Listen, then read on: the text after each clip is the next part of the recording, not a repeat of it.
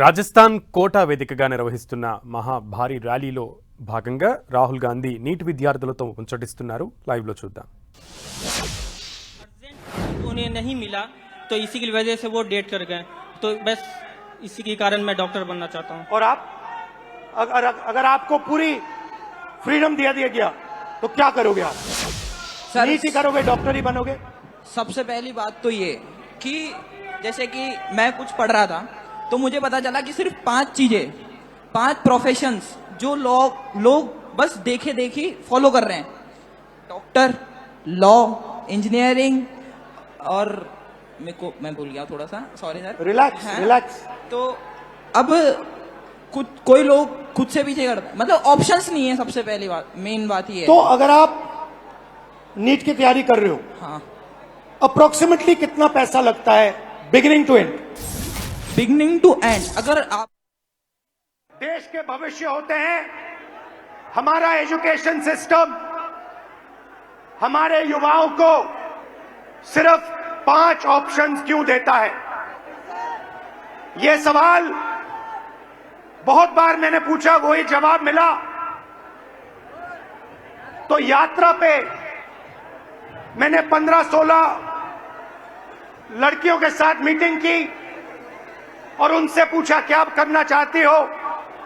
किसी ने कहा इंजीनियर, किसी ने कहा डॉक्टर, किसी ने कहा लॉयर, वही 5 जवाब। और फिर मैंने उनसे पूछा, मुझे सच बताओ क्या करना चाहती हो, तुम्हारे दिल में क्या है? सच्चाई ये थी कि जो वो करना चाहते थे और ये जो 5 ऑप्शंस थे, इसमें बहुत फर्क था। कोई ऑथर बनना चाहती थी, कोई डांसर बनना चाहती थी, कोई एस्ट्रोनॉट बनना चाहती थी। फिर मैंने एक टेस्ट किया।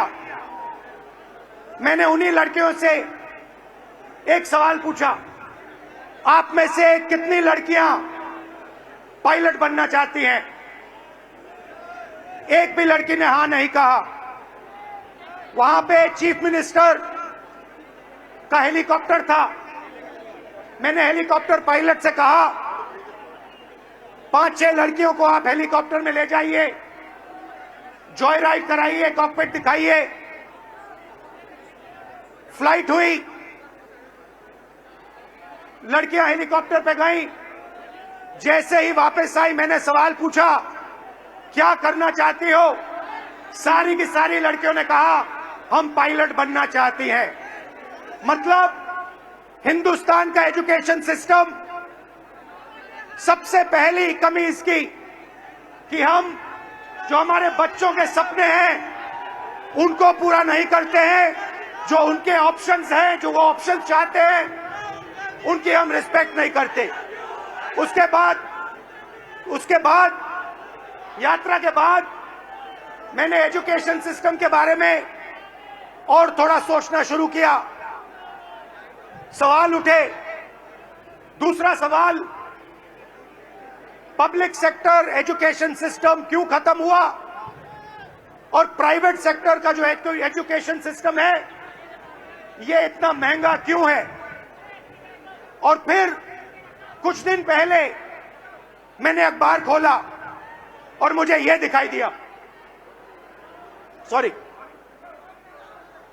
young people are India's future. Every one of you is unique and talented.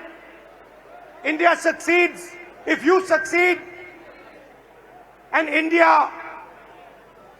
has a duty to protect every single young Indian person, every single student. खैर, कुछ दिन पहले मैंने अखबार खोला और मुझे यह दिखा अखबार में। पता नहीं आपने ये चिट्ठी देखी है या नहीं देखी है? देखिए आपने ये चिट्ठी? ये आकांक्षा ने ये चिट्ठी अपने माता पिता को लिखी।